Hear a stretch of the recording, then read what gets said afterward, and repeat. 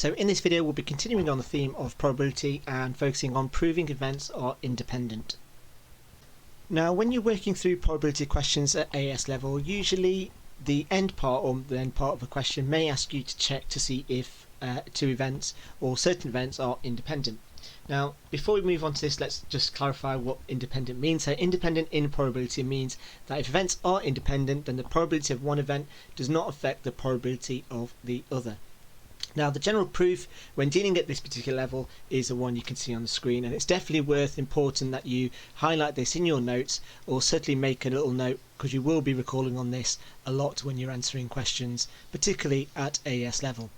So if event A is independent from event B, then probability of A times the probability of B equals the probability of A and B. Now that might seem quite common sense, but like I said, there is a certain structure to how you maximise these marks when you get asked them in an exam. Now often probability questions you will be asked to show or investigate whether events are independent or not. Now the structure to answer these types of questions to gain maximum marks is step 1, and this is the one where a lot of students tend to forget, is state and quote the above proof or some form of proof of independence, and this is where you're stating actual mathematical fact. The next step is you then calculate, so for example if we're using the above proof, and that's not the only proof, we'll move on to that later, is you calculate the components of that proof. So in this case you're going to work out the probability of A, work out the probability of B, and then work out the probability of A and B separately. And then the final step, the third step, is then you work out the probability of A times B, so you multiply those two probabilities together. And then the fourth step and the final step, and again it's a common thing that students tend to forget in their solutions, is you draw your conclusions. And this is where you then state from step 3 is saying, does this show that the events are independent or are not independent? So don't always take step 3 for granted. Always make sure you draw your conclusions as a bit of like a final sort of icing on the cake type finale. So always go over and say yes, therefore they are independent, or no, they are not independent. So in this first example here we have a family of 3 children. Now A is the event that there is at least one boy and one girl.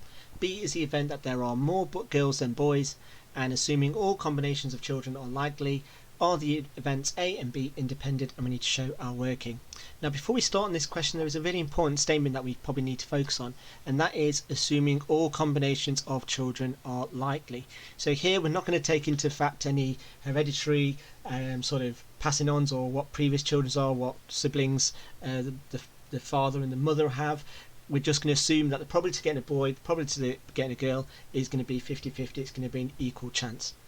And that really is important when we go on to looking at the probabilities of such things. Now before we get started on this particular question, what we're going to do first is let's have a look at some general workings and actually listing down the combinations. So in terms of the combinations,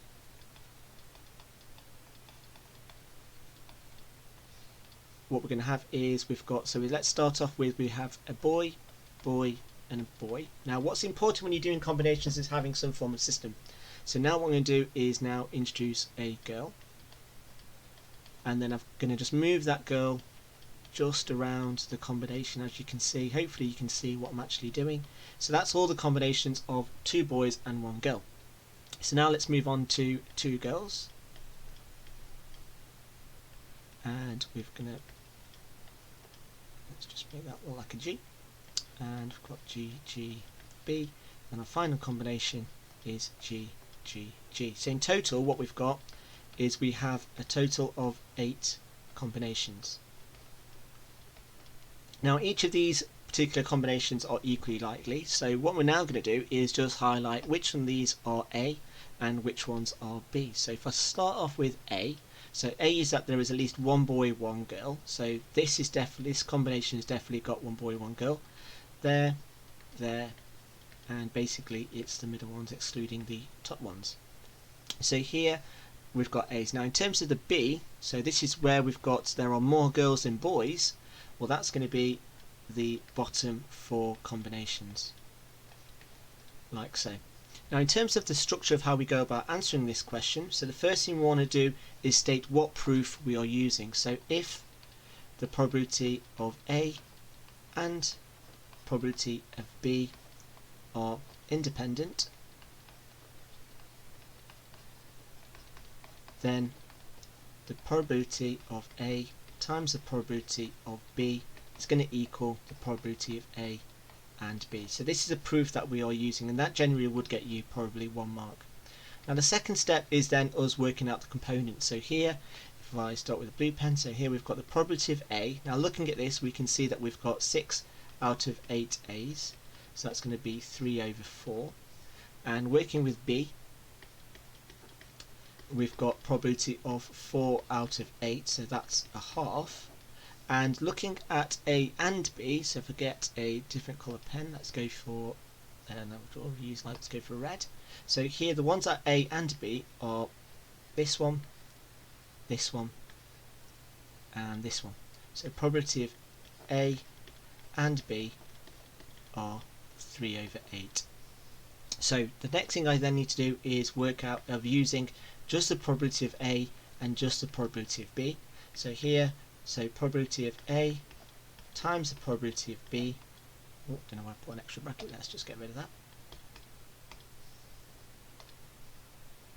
Of B equals, and it's going to be 3/4 times a half, and if I word that out, that's going to give me 3 over 8. And then in step 4 is then basically what I'm then going to do is compare this answer to this one here. So my final statement is, so as the probability of A and B times B equals the probability of A and B, so in other words, as 3/4 times a half equals 3/8, or you could simply specify that these two values here are the same, therefore event A and event B are independent.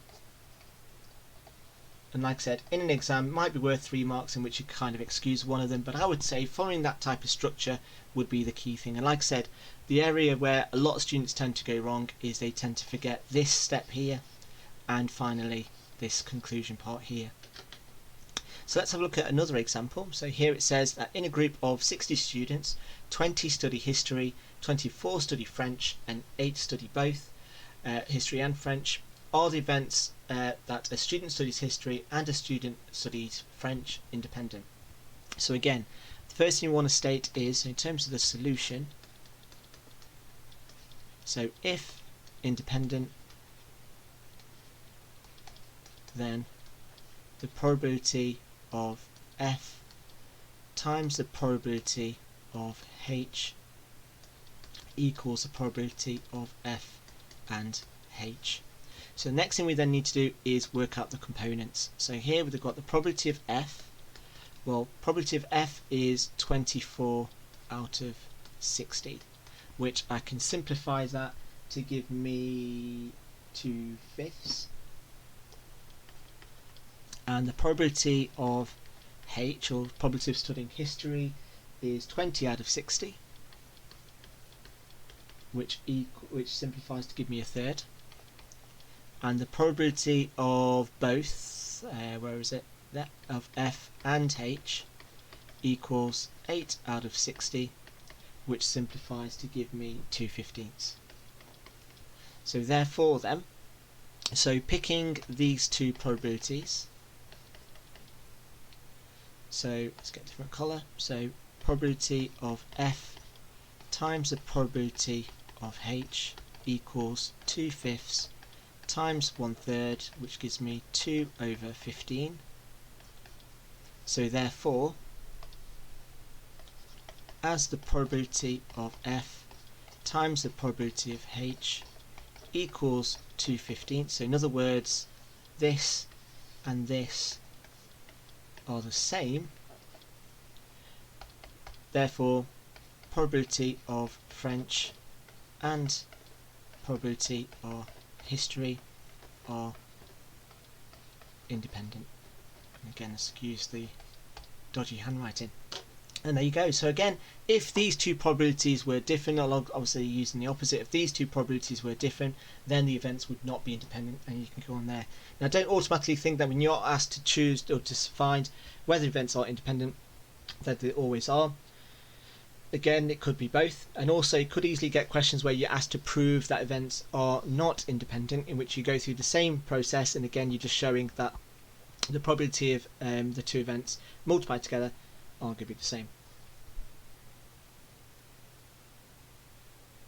Now in terms of extension, now this time kind of lends into year 13 when we start moving on to more advanced probabilities, that there are other proofs of independence that you can possibly use. And again, this really applies to when you're studying for your A-level exams, in which you can use these two proofs instead.